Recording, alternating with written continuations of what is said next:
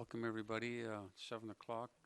This is a special meeting of the Municipal Council, and we're live on live streaming, and the broadcast will also be archived. We have two items on an amended agenda. There was a late correspondence that's been added, so I think I'd like a motion to approve the amended agenda. So moved. Second. Moved, seconded, discussion. All in favor? Opposed? Not opposed. So we have the two items. The first one is the deer management. This came as a result of a motion which was passed by council at the last meeting. I should indicate this is council meeting as opposed to a committee of the whole. Committee of the whole, for those of you who may have come for that, is after this meeting. So, but in any event, this special council meeting was in part necessitated by the motion that came forward last week and was approved by a vote of 4-1. And that was, as you will know by now, there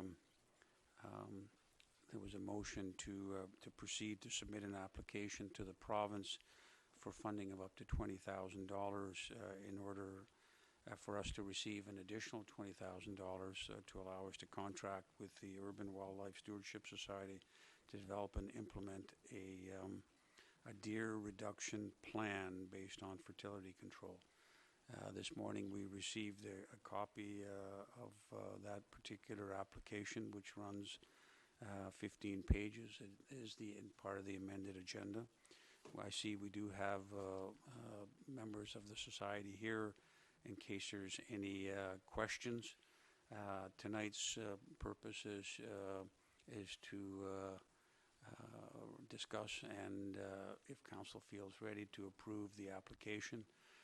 The deadline is tomorrow, so it has to be submitted by tomorrow, so a decision would have to be made tonight.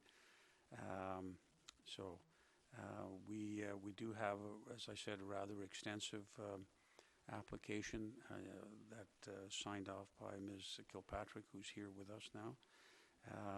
And I think what we'll do is we'll start by inviting Ms. Kilpatrick perhaps to come forward and just have a seat at the table, and just to see if there's any questions about the particular application.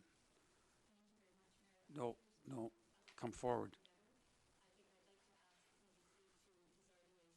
Oh, that's fine. I just want to, and you can't, because by speaking from back there, people can't hear you. And then you'll have to put, good evening, Mr. Huckster, you have to put a little red button there when you're talking and then push it off when you're not talking. So Mr. Huckster is here, and let's go around and see, are there any questions? I guess I should have asked that before Mr. Huckster came forward, because if there isn't any, this trip is wasted.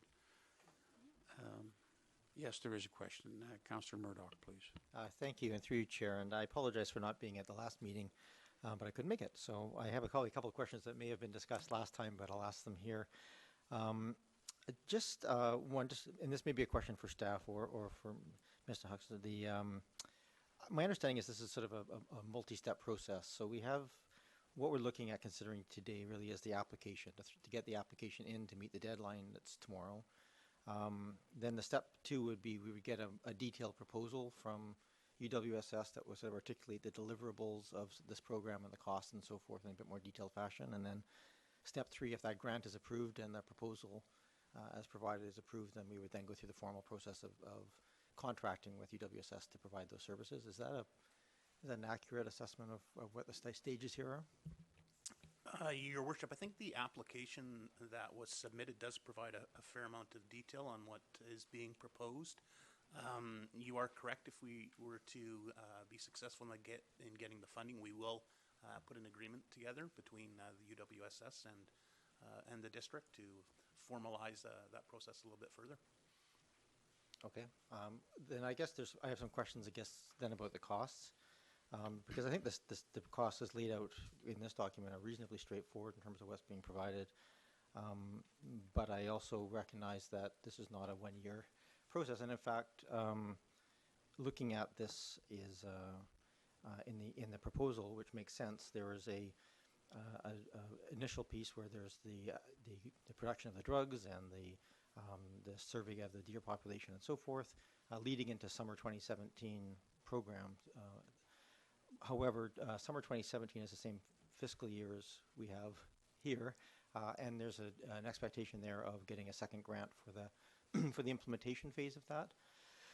And so I guess my question is, what are the costs of the next phase? What are the costs of the actual immunocontraception process? What's the expectation in terms of how many deer per year, how many years, et cetera, going forward? Because frankly, we have to, and again, if we're not approving everything at this point, that's fine, but I'd like to have some sense of cost, if it's possible. If not, we can get to that, frankly, coming back with a more detailed proposal phase of what that would look like going forward. Mm-hmm. And, you know, a lot of the costs are very much dependent on what our first phase what information comes out of our first phase. That's the research where we determine the numbers and all the facts that will provide us with the information to move forward. It's difficult for us to put a cost at a phase 2 because there are so many unknowns at this point. There's a lot of research that has to go into place first. And that's fair enough. I think I would hope that we would get some of those sort of ideas of costing and so forth as part of the proposal that comes forward.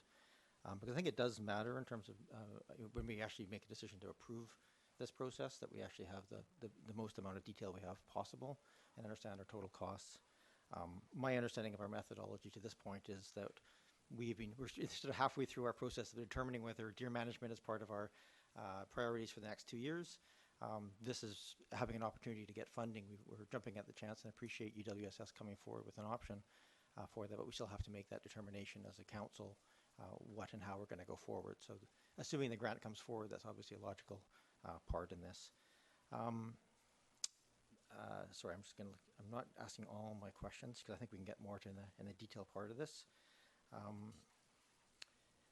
One question I had on the costing that was here is that in the January 2016 proposal that was put before council, there was a similar method for population estimation, but it did it over a 5-year time span, and it had a cost of $57,000.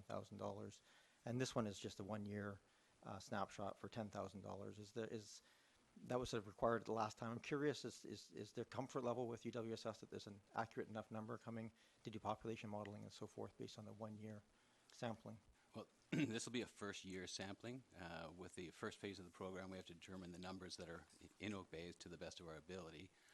Following that, we would then if we went forward to the next step of actually putting the project forward and applying immunocontraceptives, the following year we would then have to do a second count.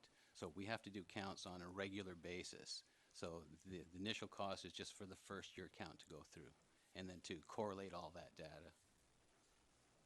Thank you. And the cost estimates, I was trying to get all cost estimates are based on estimates of what you think. And there wasn't a lot in there in terms of that, although it referred to the previous count, which had a total count of 55 deer.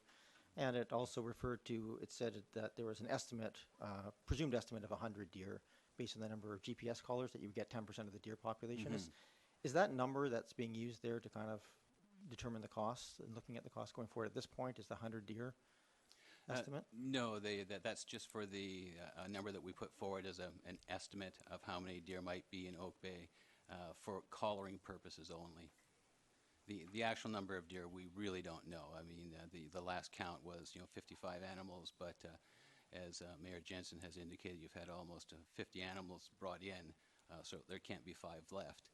So we really don't know how many animals are out there, but we're using that estimate of 100 animals based on what animals might be there, and with fawning season, how many might have been produced based on 60% of the population being does.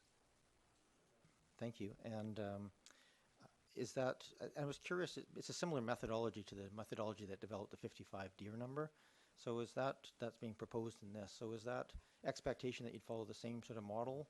Or is there an extrapolation that you spot 55 and then you accommodate for the amount of land mass that you don't see, which was done by the Camosun students, I believe, in the past? Mm-hmm. Yeah, we're looking to expand and on the methodology and get more people involved.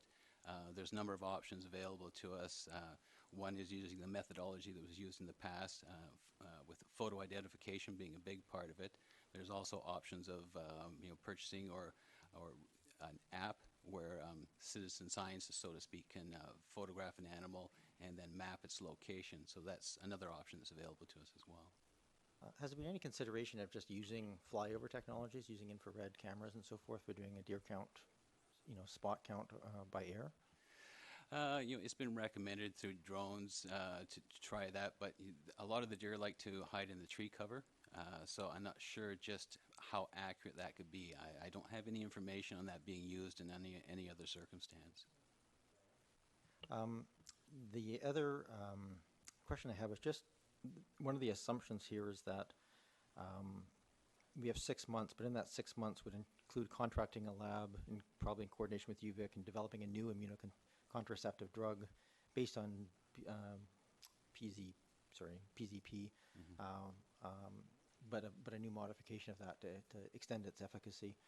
Is that a reasonable timeline to expect in 6 months to be able to contract that, to have that done, go through the EDR process for the federal government, and so forth, and have that ready to go by next summer? Well, the EDR process is a different kettle of fish altogether. But as far as, we have had informal conversations with the local lab that is confident they can produce it. We would be buying we could potentially buy the PZP from a business in Montana, have it brought into Canada. The lab would then mix it with an adjuvant and produce it right here.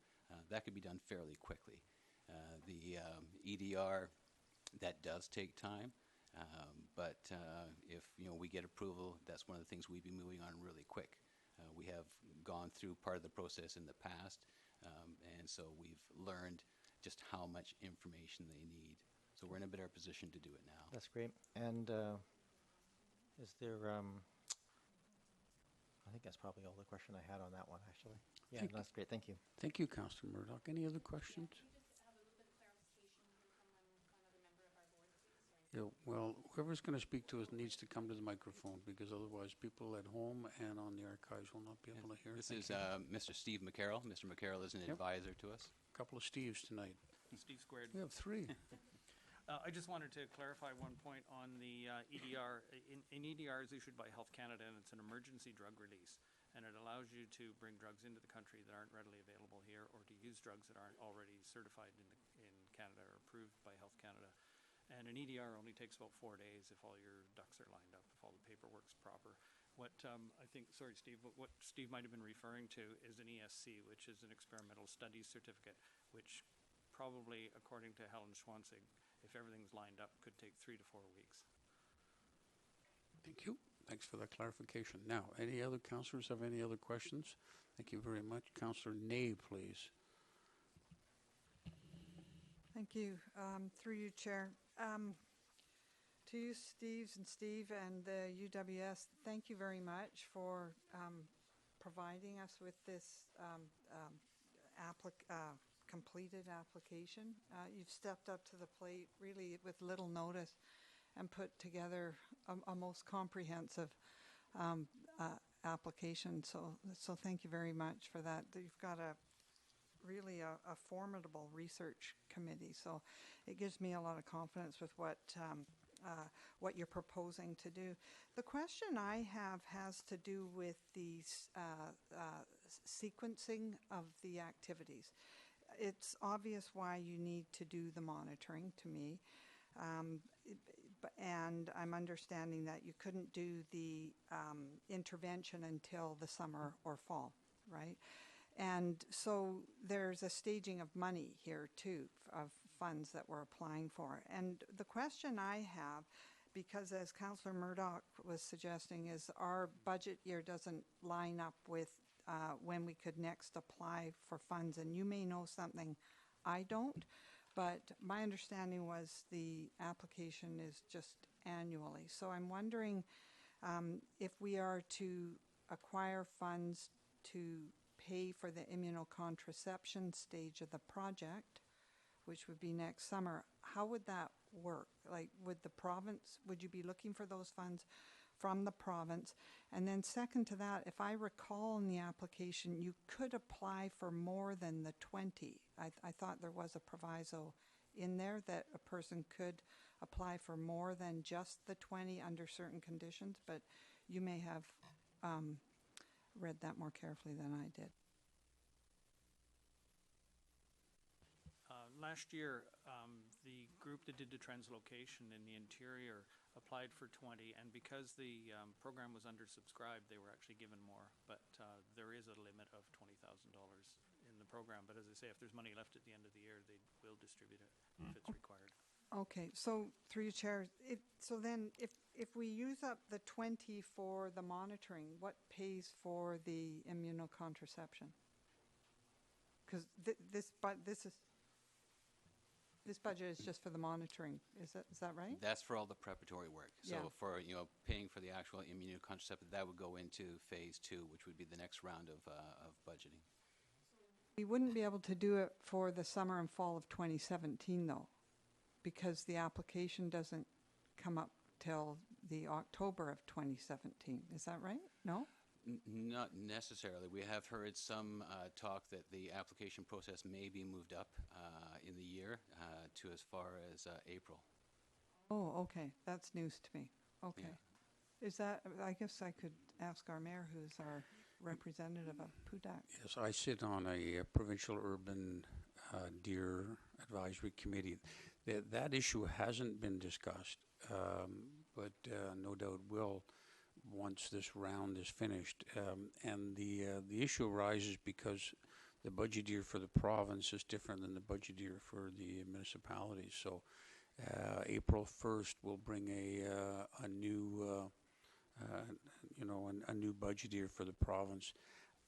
I'd have to venture, it's a bit speculatory, but I don't think anything is going to be done between April 1st and the election in terms of any new programs or anything like that. Typically, that things are just kept where they are, and they're essentially frozen until the new regime is in, the new legislature meets. So now, I think the one hope for area is that it's undersubscribed again, and we might be able to reapply, and we'll certainly be aware of that. Thank you very much.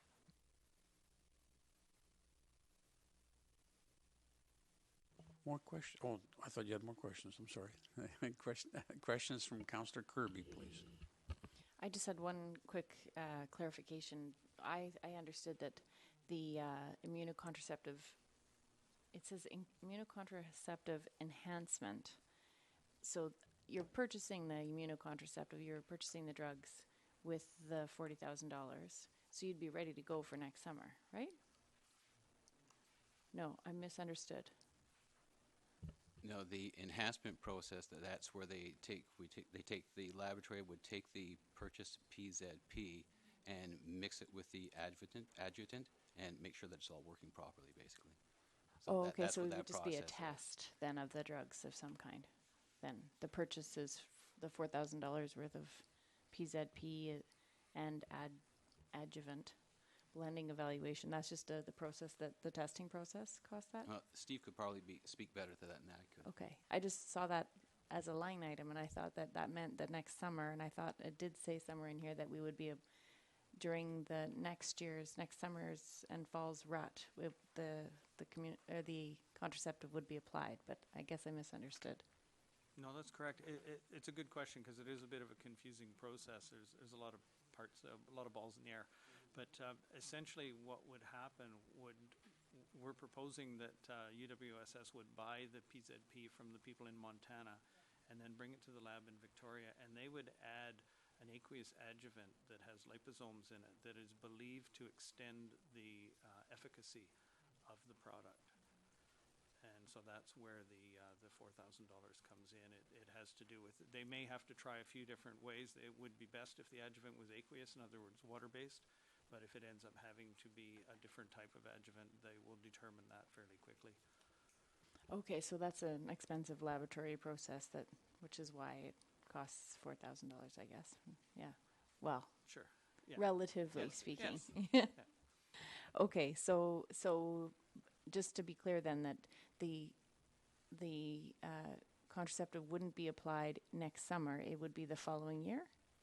No, the contraceptive would be ready to be applied hopefully late May, early June, even as early as that. You want to make sure that the contraceptive has been delivered to the animal at least 8 to 10 or 12 weeks before the earliest rutting. Otherwise, it may not be effective because it has to build titers in that time, antibody titers. I thought I understood that. Good. So I followed it. Yay. My PhD sister would be very impressed. Not really. Thanks very much. So just to follow up on that, which means that if there is funding available, or either left over in your budget or available in the provincial budget that can be applied for, then you can start as soon as early as the end of May, if all the chemicals are mixed together and working. That's correct. And Okay. also if all the permits are in order. Yep. And they should be because it's cooperative between the province Okay. and the municipality and us. Okay, thank you. Councillor Lesko, just, is it apropos this series of questions? Councillor Nay, if not, I'm going to go to another councillor. A follow-up on this one here? Yes, so please go ahead then. Well, I think it's a follow-up, but so with regards to the intervention, do we know the cost that would be anticipated for that? I mean, you don't know exactly the number that you're going to immunize, but have you got some sense? Because we would need to budget now for that in anticipation of that. Yeah, that's fair. We know that the PZP from the U.S. would cost about $30 a dose. And then adding the adjuvant couldn't be much more than about $15 or $20. And then there's various opportunities for delivery system. One of the hurdles that we have is that it was alluded with the previous proposal with Spayvac that you had to tag the animal that said it wasn't fit for human consumption. Now we have a 9-page document from the EPA in the United States on PZP that claims that it's not hazardous and it's a protein and it's consumed within the body quite quickly. And so there would not be a need to tag. So if there's not a need to tag, it leads to a simpler process because then you don't need to capture them. You could dart them. And it's very inexpensive. Okay. I wasn't quite clear on your $30 a dose. I thought that was built into this budget we have before us. The actual $30 a dose. No, there's all mixed together. There's no immunocontraceptive costs in this budget, other than the work that the lab would do for development. The immunocontraceptive program doesn't kick in until next April. Oh, I see. Okay, so they don't need. Okay, maybe the sequencing is something I was confused with. They don't need the American, let's call it the American serum to be here for them to do their testing. Or they're mixing. They do need it, but the amount that they would buy would be maybe $30 or $40 worth. I see, okay. Because you can buy a vial of it. If it's just the raw material, it comes freeze-dried. You can buy a vial that has 18 doses in it for $30. Okay, thank you. So, were you finished that series of questions? Yeah, on that? I guess just through you, Chair, I guess what I asked to staff is that if we were to go through with the entire program and we need to do the intervention, then we would need to have a budget anticipating matching funds from the province. So I guess what I'm asking staff here is, would we want some budget from UWSS anticipating what those costs would be for the intervention at this stage?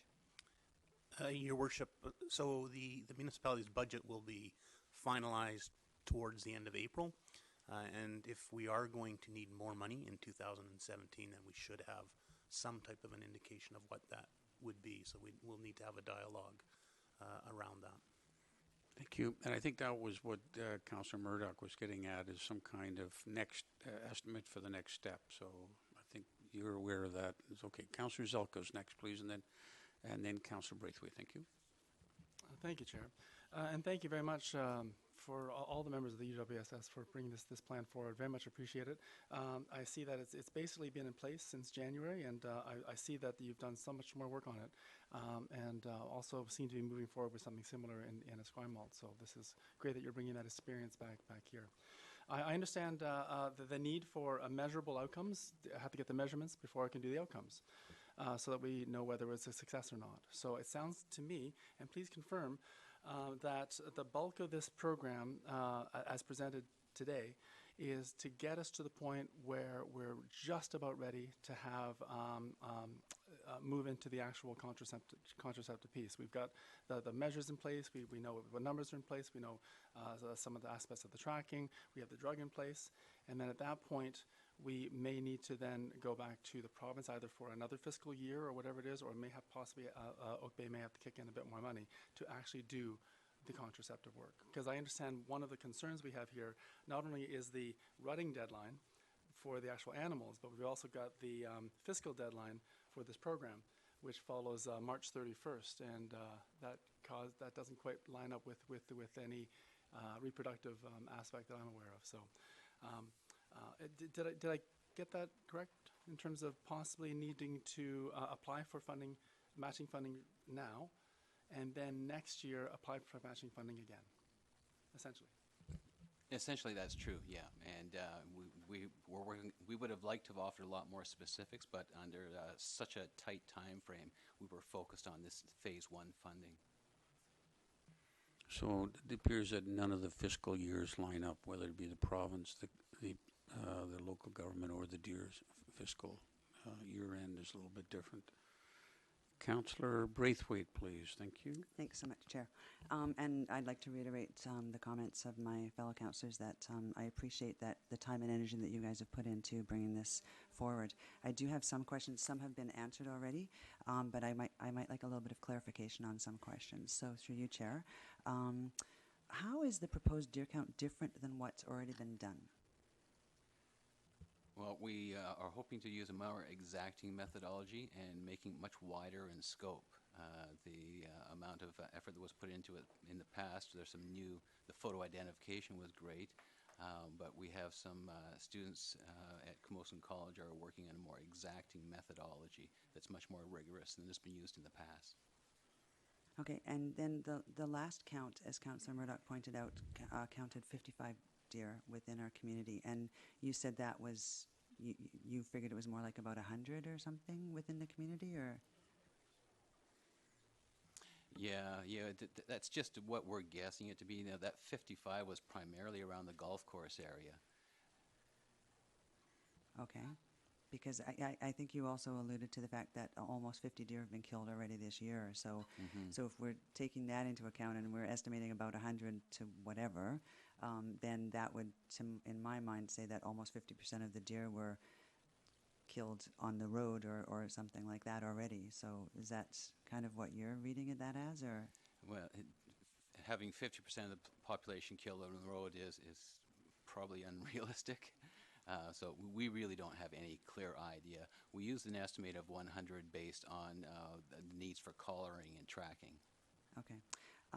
My next question would be, when I was reading your report, it talked about shooting darts rather than using clover traps. And I'm wondering if staff can answer whether or not we're actually allowed to use a shooting implement like that within our current bylaws. Your Worship, I have no idea. I'll have to do a little bit of looking at that.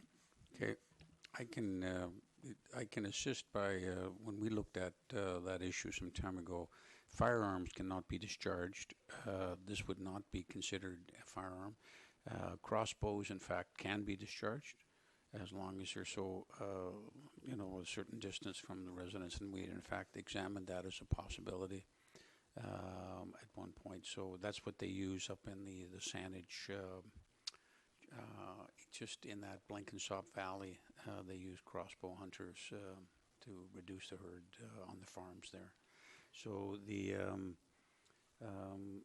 this would not, because it wouldn't qualify as a firearm, it wouldn't run afoul of that particular bylaw. Okay, thank you. And is that Sorry to interrupt, if we could interject. The dart guns that are used have a limited range.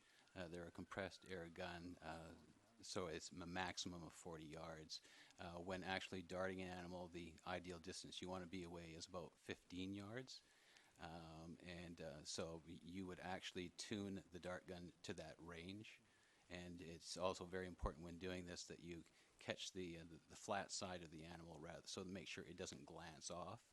Otherwise, the immunocontraceptive is not applied. So it would be much more safe than a firearm or even a crossbow for that matter. So that's what you're going to be doing. You're not going to be using any sort of another trap or anything like that. You're going to be using the darting system?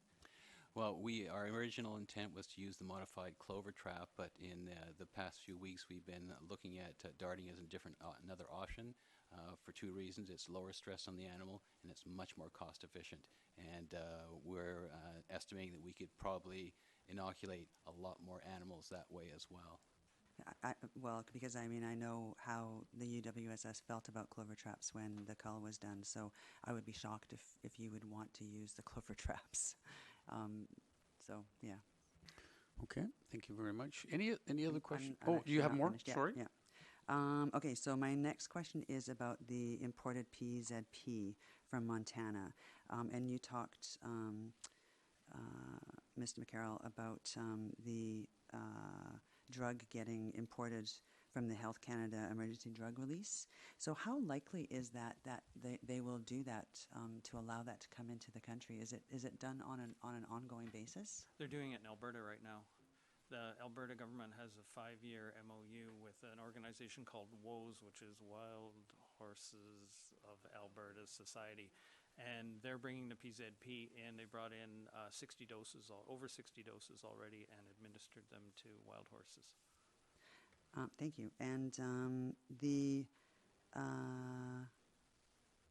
I know my other question was about this PZP is actually a 2-shot treatment that is boosted annually. I read that in some of the information. So not only do you have to, so how then do you know which animals you've shot already if you're not going to tag them? The best answer to that is the PZP is so inexpensive that you aren't overly concerned about that. The dart will carry a dye that will probably stay with the animal for 4 months until it molts. And so then you will know that animal's been darted once, and you'll dart it a second time. And that methodology would only be used if we were unable to add the liposome adjuvant to the PZP, which extends the efficacy and life of it to 3 years rather than having to do the double doses up front. And my last question is well, actually, it's more like a comment. I would be it's unfortunate that we haven't been able to hear the survey results from Esquimalt, because I think it would have been very interesting to hear that before we would have been our hand was forced to make a decision on this, because I would have been very interested to hear how their survey went, etc. And it would have been nice to have that information. But unfortunately, that's not due till December. Is that correct? It's December 12th. One thing we do know is that the bunch of people from UWSS delivered 1,100 surveys, hand-delivered 1,100 surveys, and got around 50% participation level, which is pretty good. Thank you. Councillor Croft, please. Yeah, thank you. Through you, Chair. The deer numbers is always one of those numbers that's hard to come by, but I remember when Dr. Ralph Archibald was here, he kind of indicated that it would be between 100 and 200 deer in our municipality. And there was a study done, I think, by the UVic students in 2014, June. It was published that said there was about 154 deer that they counted, primarily up at the golf courses, and 60 up at the uplands end, 40 down at the other end, and the rest dispersed in between. And I realized that there's different kinds of surveys. I used to participate in deer count surveys in the old days for Fish and Wildlife up in the Cowichan Lake area. So different kinds of surveys could be done, and you come up with different kinds of numbers. We agree that there's deer, and I thank you for the work that you've done coming forward, and I apologize for not being here last week. What my concern is, as expressed by Councillor Murdoch, is that in some ways we are offering you an open checkbook as we get in for the first phase, and then we begin inoculation. So we need to know what those kind of numbers were. I thought that we needed your proposal before, that there were numbers for the study phase and the inoculation phase. I wondered if you could speak to those numbers that were given to us in the past. We felt that for this application, for the purpose of this application, that the information that we provided was all that the province would want to see, because they don't want to talk about future applications. But to answer your question as best I can, in the time that we've had since our last work that we did on the program, we've determined that if we can use this PZP that comes from the United States, and if we can dart, we can drop the price considerably. Because if you use clover traps, you've got manpower, and they have to sit there and they have to wait, or they put cameras in the traps and they have to be on standby. Where if you can go out and dart the animal, you can drop the inoculation cost from $1,000 an animal down to around 200 or less. Thank you very much. Again, Councillor Braithwaite, please. Apologies, I forgot I had one more question that actually a member of the public asked me, and it's a little bit long-winded, so let me try this out for you. It says that deer populations are generally known to double every 3 years based on birth rate, averaging 2 fawns per doe annually for a 30 to 50% increase each year. Taking 2 to 3 years to get this particular program through one complete iteration could see the current population double, and then 70% of the untreated does would continue to double their share over the following 3 years, during which the estimate 30% may or may not still be producing. And so this person is wondering how that adds up to a 50% reduction in the current population 5 years from now. So can you, and it's a fair question, I think.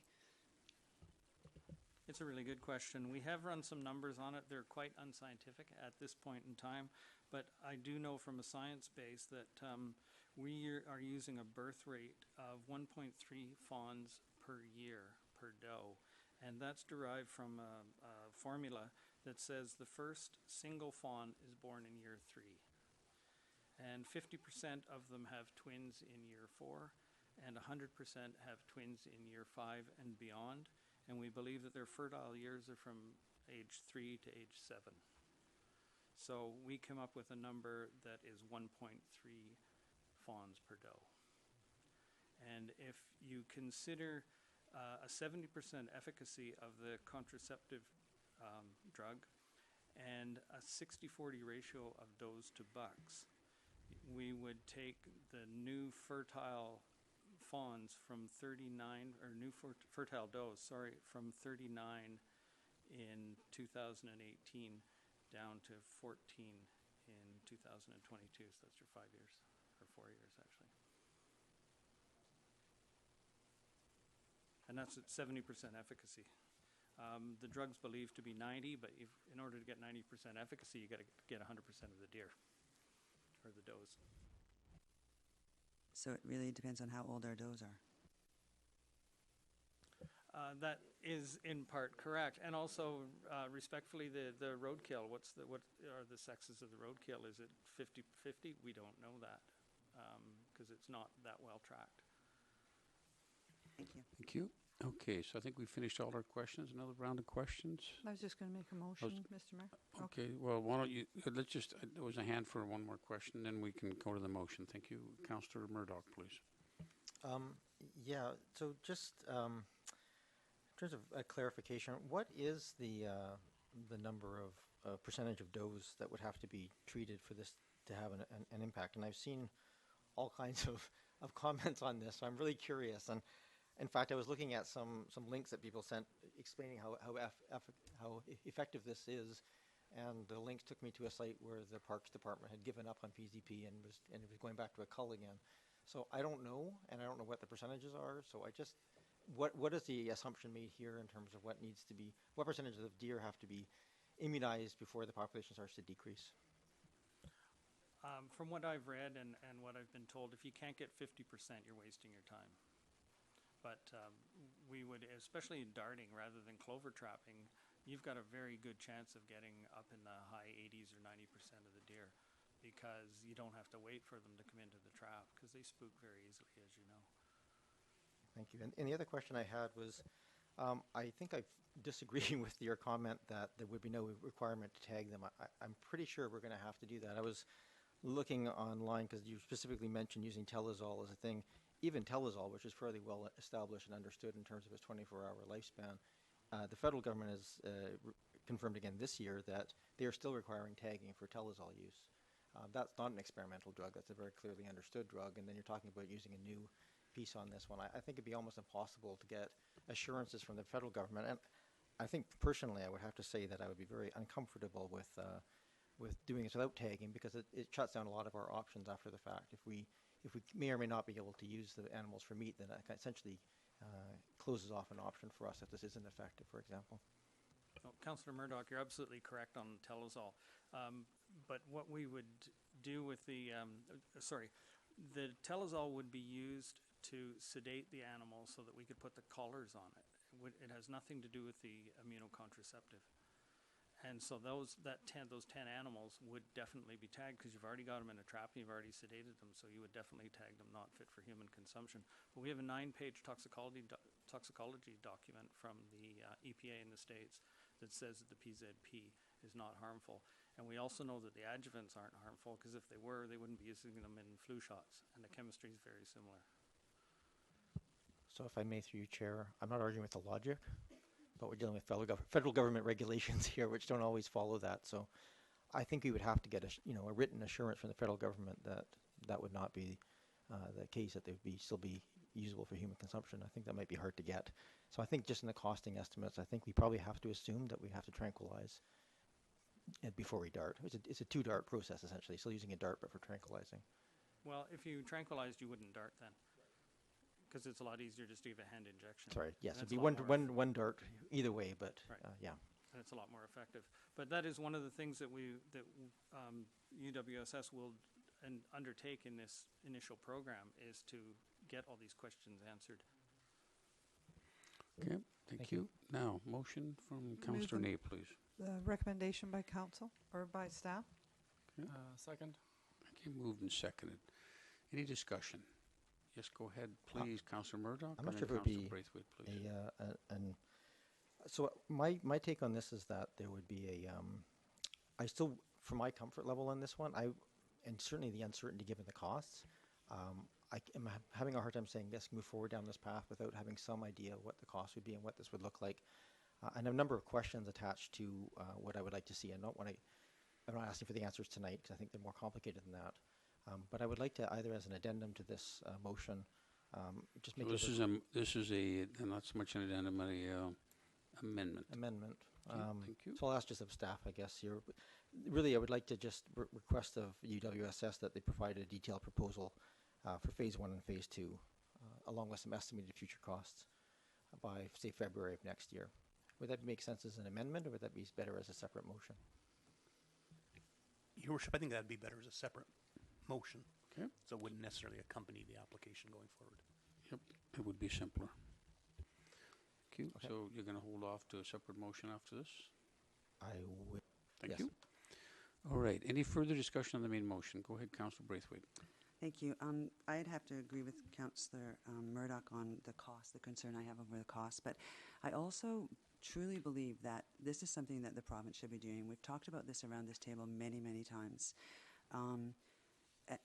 Again, some of us really believe that the province is downloading these kind of things onto the municipalities, and it's a burden on the municipality and on our taxpayers.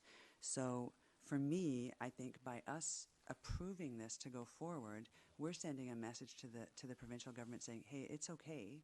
We don't mind that you're downloading this cost onto us. And I don't think that's true. I don't think that they should be allowed to download it onto us. So I would love to be able to go forward with some sort of deer management program. I know that we had around this table, some of us tried to put money into the budget earlier this year. We were voted down by the majority of council, which was unfortunate. And now those people have come back to the council table with another proposal. But again, it's something where I don't think it needs to go forward, or it should go forward, because it's downloading the costs from the provincial government that the provincial government should be paying.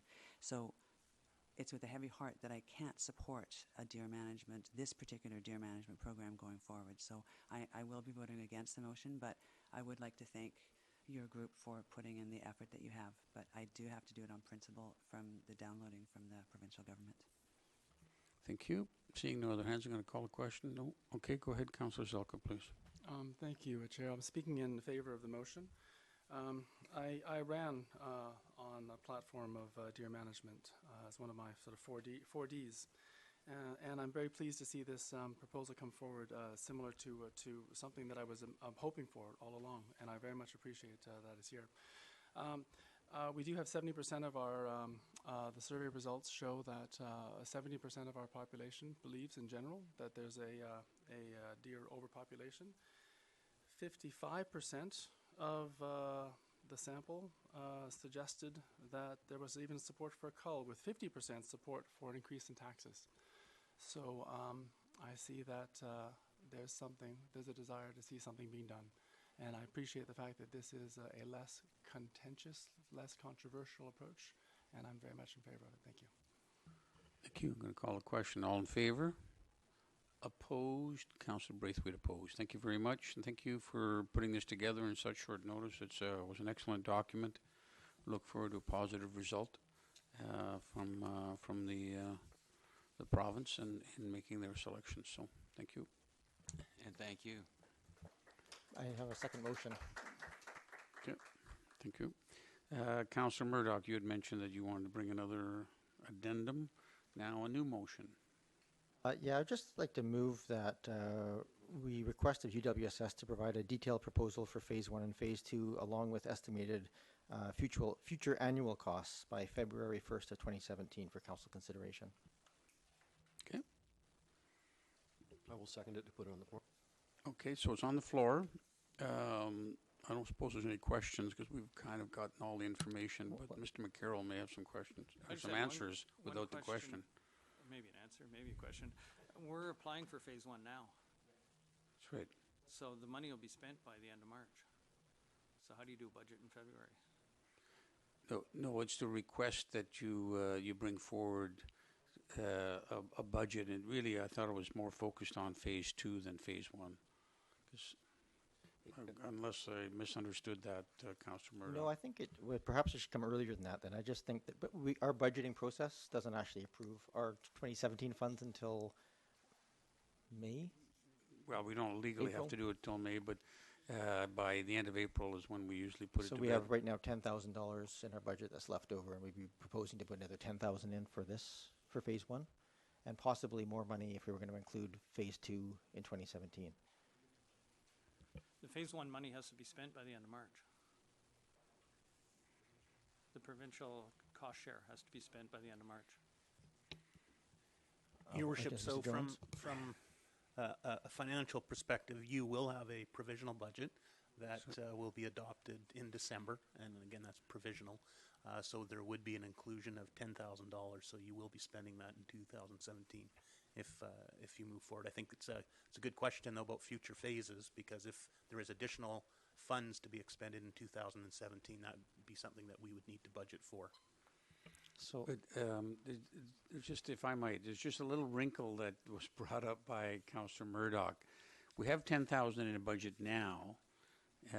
That I suppose can be earmarked to be put over, as opposed to going into general revenue.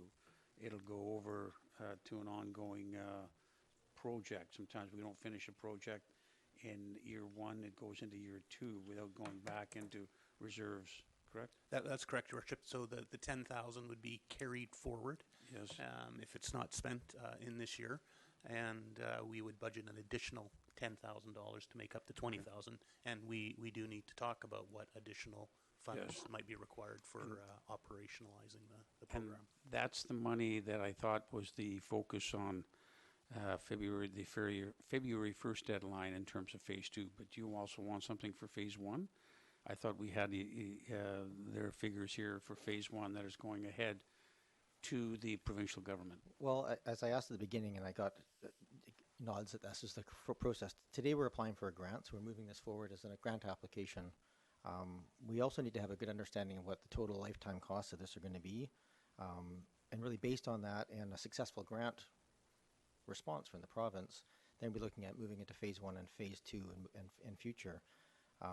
But that's sort of dependent upon us having a satisfactory presentation and understanding of lifetime costs of this. At this point, we're jumping ahead of our process, right? We have established a process where we're doing evaluation and so forth, and we have a grant application opportunity that we have, and a proposal which on the face of it is reasonable. So I'm supportive of this process. But what we talked about at the beginning of this, that the motion we just had was to, and as worded, is to apply for the grant.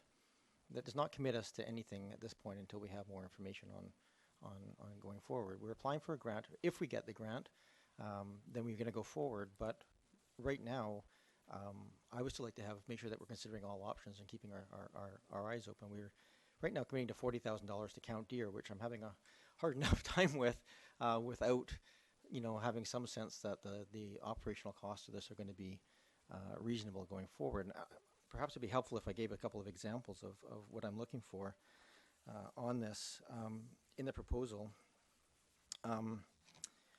So, I guess I'd like to have some success criteria identified.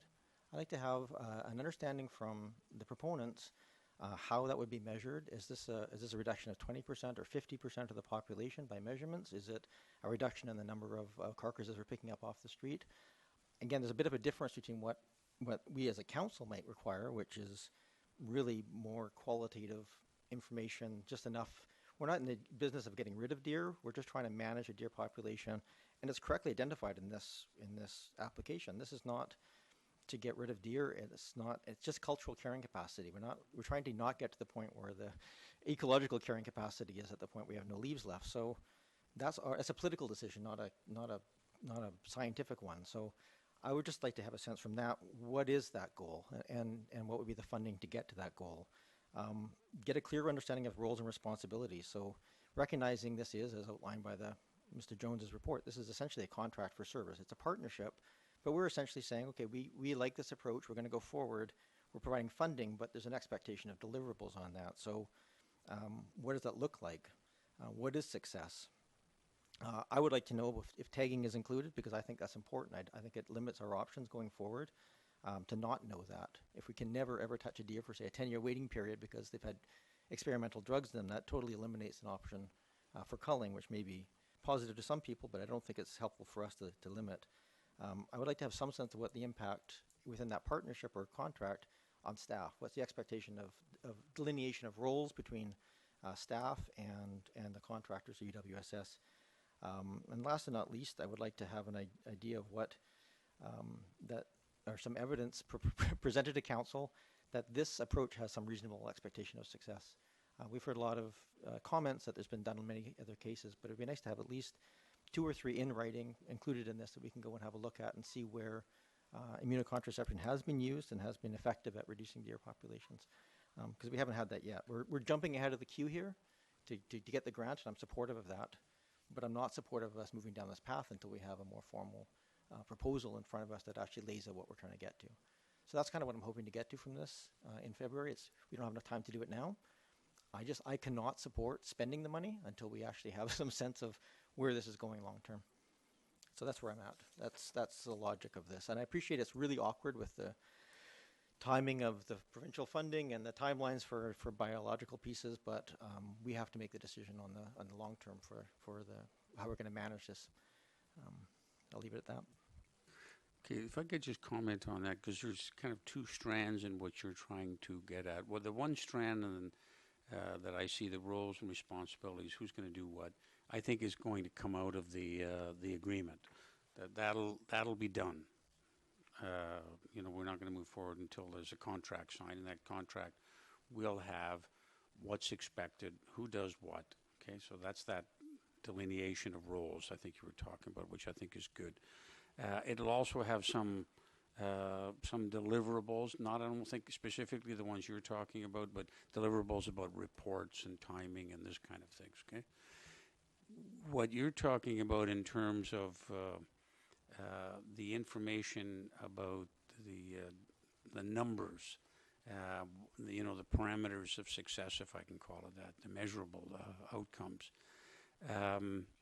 that I think that's different. So what I hear you say, and it may not be the understanding everyone around this table has, is that even if we're successful in getting the $20,000, you still see that we could not enter into this contract if we don't have the information that you've got listed there, other than the roles and responsibilities that are going to work into it. I guess the short answer is yes. If the estimation of cost coming back is, and I guess part of the concern is the original proposal in January was over 5 years was $385,000 for the studies and the piece, I appreciate a lot of those costs that come way down by the different approaches, but we don't have those yet. We don't have any sense of what this cost is going to be. And even this, the $40,000 that's being spent, you know, we have a pretty good sense of what it costs to cull a deer. It's around $600 a deer, 300 of that shared by the province. So we have to measure this model and appreciate that it's less controversial. It's not without controversy. This is less controversial and there's benefit to that, but we have to have numbers to make a decision because we're spending a lot of money. And it's not ending this year.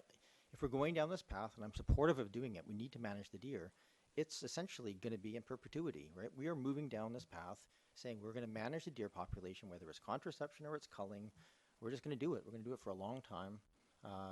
And there's going to be a cost attached to it. I think jumping into a solution now, which is fine, we need to have as much information as we possibly can come back to us. And that's what I'm looking for. But right now, can we just have the motion read back, if that's at all humanly possible, Ms. Jones?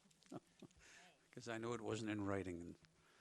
Okay, so I'll ask Councillor Murdoch to listen carefully to make sure it's what he thought he was putting forward. That the UWSS be requested to provide a detailed costing for Phase 1 and Phase 2, estimating future costs by February 2017 for council consideration, future annual costs. Okay, so it doesn't, I thought the first motion was implicit, it was an implicit, by accepting that we're going to apply, we're essentially telling the province we're going to go ahead with it. That's, I think, implicit in that first motion. But there's nothing in this motion that reverses that implication other than getting more information. Because council, by the way, can always change their mind. Yeah, I think As long the as intent here is to go forward. Okay. But we're jumping, just because the timelines have been forced that we have to make this application, and that's fine. I appreciate the benefits of getting extra money from the province. But we don't have enough information, to my mind, to make a decision yet that this is the right course of action. So if the proposal coming back contains information that causes us to second think, I think we need to know that. Okay. So yeah, the intention is to move forward, but as you say, there's nothing holding us to that. And I think the more information we have, the earlier we have, the more beneficial that is for us as a community. Okay. Yeah, if I might just note as well that, you know, and I understand your concerns, and again, if we'd had the time, we could have provided more information, but it should be noted as well that as the inoculation program grows forward, the numbers of animals will be reduced, and so will the costs, because you're not having to inoculate as many animals. Can I stop you there? One other thing then, this is a factual in terms of sequencing, Mr. Jones, and that is, assuming we get the money, when would you anticipate being in a position to sign the contract? Well, Your Worship, that is something we'll have to get working on. Again, this is a tight time frame, so we have no contract. I tried to put a few principles in the report just to get a sense if that's kind of where council was headed. And I would anticipate starting to work on that agreement with the UWSS. And so I can't say exactly when, but we'll start working on it. Okay, and then the next question is to you. If this motion passes to get more information, are you capable of meeting that February 1st deadline? Yes, most certainly. Okay, good. Okay, so it can be done. Mr. Jones says the contract can be done and can be ready. It can be ready in around that time.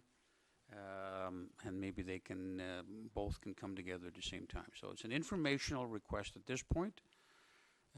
And it's set out very clearly, and I appreciate Councillor Murdoch clarity, and so we know what it is. Now, let's discuss this motion. We've heard from Councillor Murdoch, Councillor Zelka, Croft, Kirby, in that order, please. Thank you, Chair. I just would like some clarification for myself. When you ask for future costing, are you referring to 1 year into the future, or 2 years in the future, or 20 years in the future? Because that's obviously going to impact the amount of work that could possibly be done by February 1st. How many years are you imagining you guys are going to come back? If I may, through you, Chair, I don't think I have the answer to that question. I think my expectation of this is whatever is available within reason to make your best estimates into the first, second, third year and sort of ongoing costs. You know, the cost per deer is probably very helpful. The those sorts of costings, any sort of ancillary project management cost that would sort of be attached to this in terms of monitoring. I think also the costs around the more detailed counts and so forth, I think are also something. I appreciate that the importance of detailed counts at the beginning, because this is, essentially a more formalized process to get exact numbers and get some feedback so we can provide this information. And that's one of the reasons the province is paying for it, would pay for it, is to get that kind of feedback and meaningful information. I also think that in future years we could probably quite easily move to a more anecdotal model where we see that immunizing 30 or 40 a year seems to be doing the trick. We can kind of move on with that without having to go through the details. So I'm just trying to get as much information as you can put together, recognizing, like any proposal, the assumptions and so forth that are part of that. Yeah, we're confident we could apply a budget cost projection for you for 4 years based on a 50% reduction. Okay, thank you. Councillor Croft. Oh, you have further? Okay, thank you. Well, thank you very much. So a follow-up is that kind of like the time value of money, this is an exponential type result that's going to occur as opposed to a linear type result.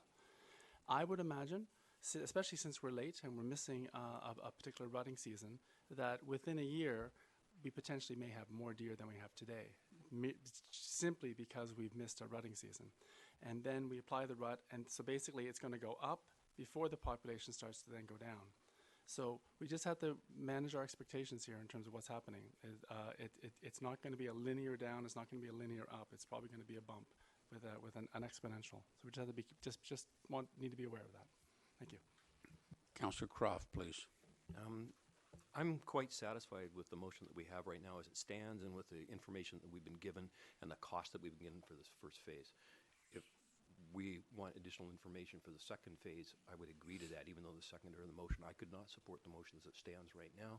I would have to remove the phase 1 and then get the information strictly for the phase 2. I think we need to move forward. I think we need to show some confidence in our partners in this, and I think that's how we should do it. Okay. But that's my feeling. I'm just going to get Mr. Jones's advice, but I'm considering exercising my chair's prerogative and splitting this into 2 motions. 1, facts and figures for phase 1, and 2, facts and figures for phase 2. Anyone who has a shorthand of Robert's rules? Your Worship, I mean, you could have a motion to split the motion. I guess I would like to understand what further information council might like in relation to the phase 1. I get 100% the issue of determining what our future costs would be in the out years, but I'm not certain what additional information could be provided for those phase 1 costs. Okay. So is it that you want you want to see the costs of phase 2 before agreeing to phase 1? Before you answer that, though, I'm going to split the motion. I understand I do have that prerogative as chair to split a motion where it's splittable, and I deem it splittable. That there's 2 things that are being asked for. Thing A is the costs for phase 1. Thing B is that's being asked for is the phase 2 and ongoing. So I'm going to split it in that fashion. Ms. Jones, I guess you'll be able to sort that out. That's great. All right, so we're now going to continue the debate on the issue of this time around phase 1, the facts and figures for phase 1. So there was a question put on the floor, and essentially staff normally don't ask councillors questions, but Advice for a point of information. Yeah. Did we just go through a division of the question aspect? I just wanted, if I could ask. Did we go through? No, did we just do division of the question? Is that the motion that essentially just, or the procedure?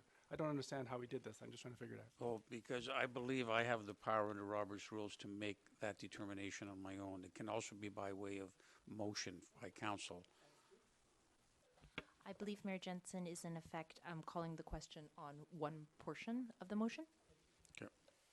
Okay, that's another way to say that that's going to be split. So I'm not going to call the question on the first part, but I will ask for anyone else who has any points to make on the first part. Okay, Councillor Murdoch, please. I think we're all reasonable people. I don't know why deer things always seem to get so complicated.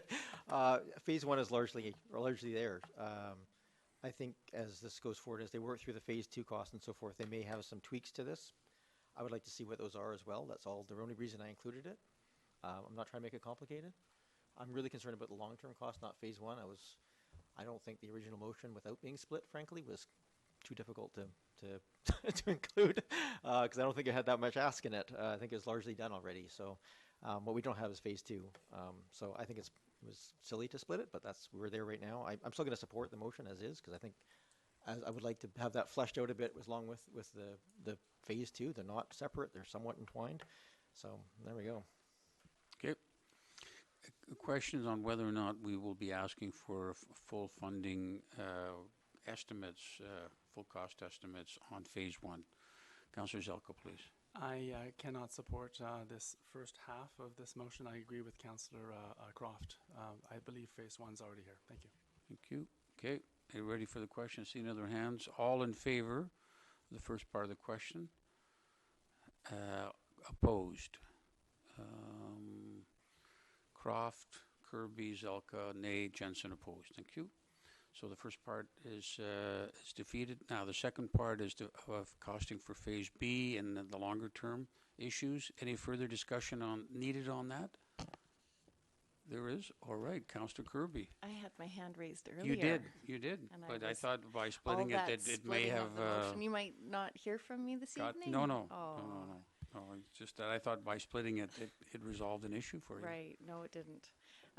Because the ongoing funding is still an issue for me, because as I've mentioned before, and I feel like a broken record, this is an issue for the province. This is the province's herd, or provincial herd, and for them not to manage it is very frustrating. But we have an election in May, and there will be a change of government. Who knows what the split will be like, or who will be our leaders at that point, and what kind of decisions they'll make.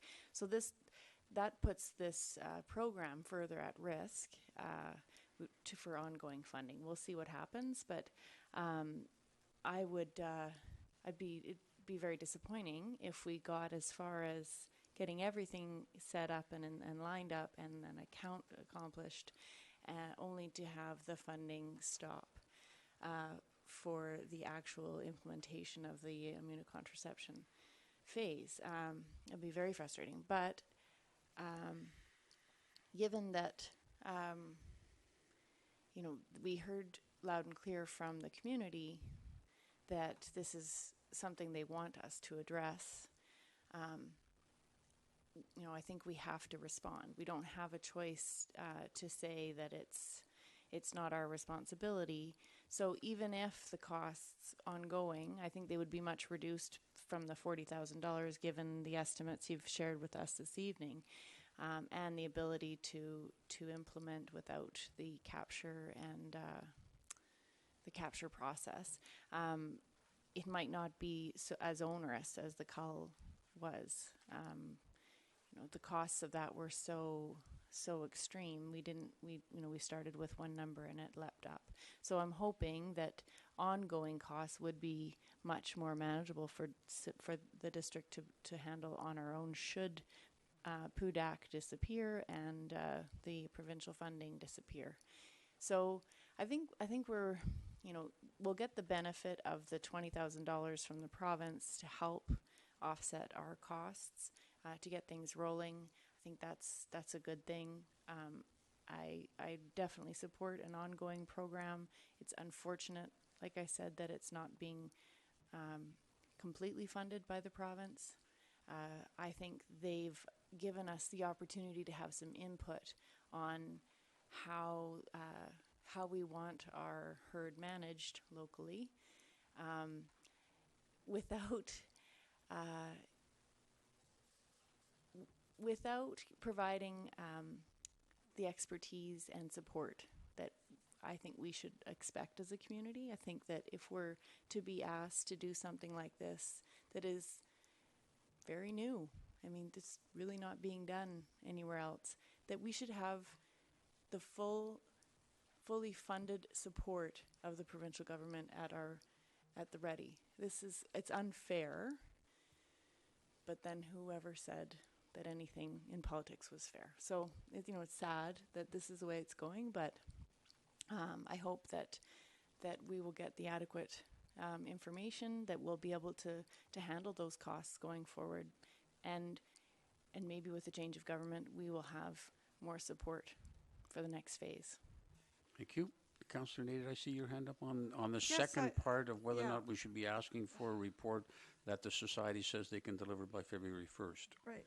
I mean, I think it goes without saying, this has been staged in two parts. There's the monitoring, and then there'll be the vaccination. And I think it goes without saying that these highly qualified researchers would very likely put in a proposal for the second stage. That must be part of the plan, but obviously it cannot yet be done because they need information from the monitoring to build the proposal. And in a proposal, they would put in a budget and the scope of the and they'd have better idea by that time about how the vaccine would be administered. So I think that's what our partners would be expecting to do, and that's what we would be expect to be done. My question is, and I'd like to ask our partners through you, Chair, when would be a reasonable time to have a proposal for the second stage, given that they need a certain amount of information from the monitoring before they could fully build that application and the cost associated?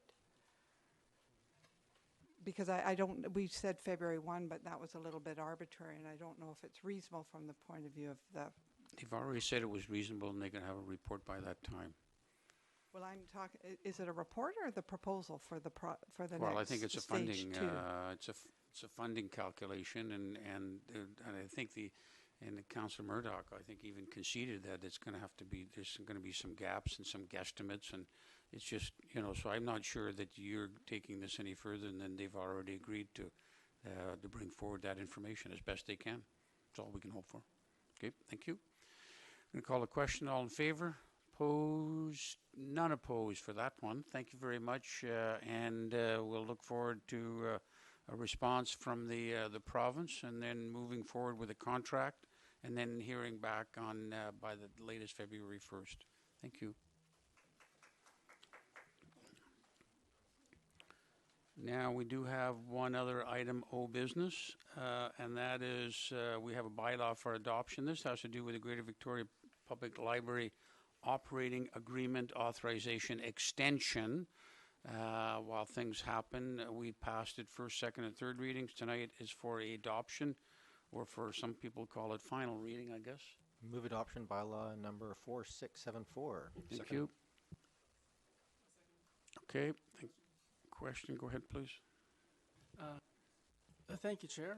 If it's hopefully it's appropriate that we can take advantage of the Councillor Murdoch being here with his association with the library, that through you I can ask him a question.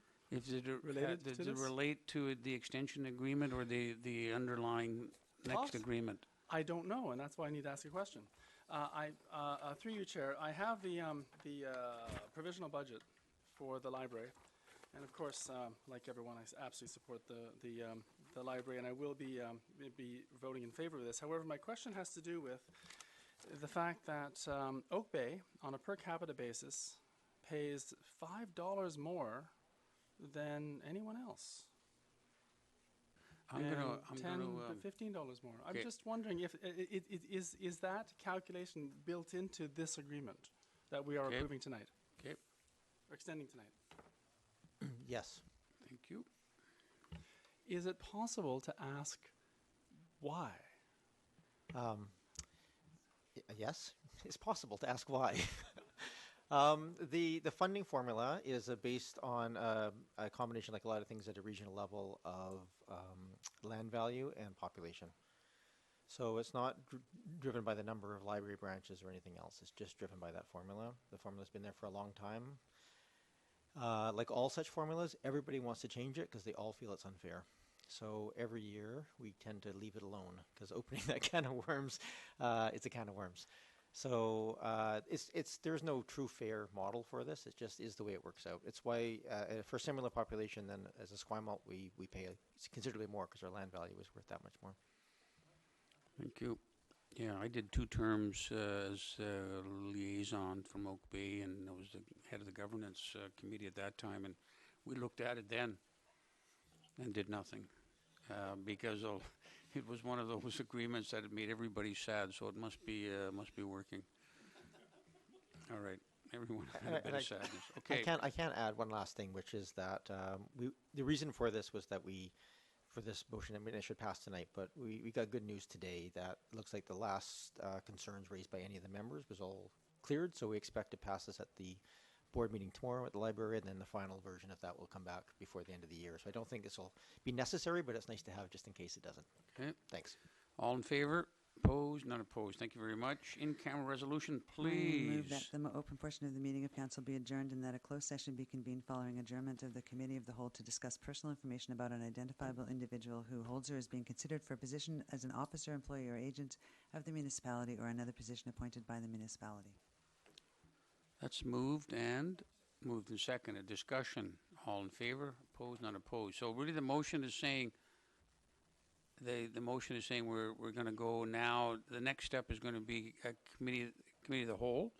Then following that, we will retire into closed session based on that resolution. So we need, I think, 4 to 5 minutes now.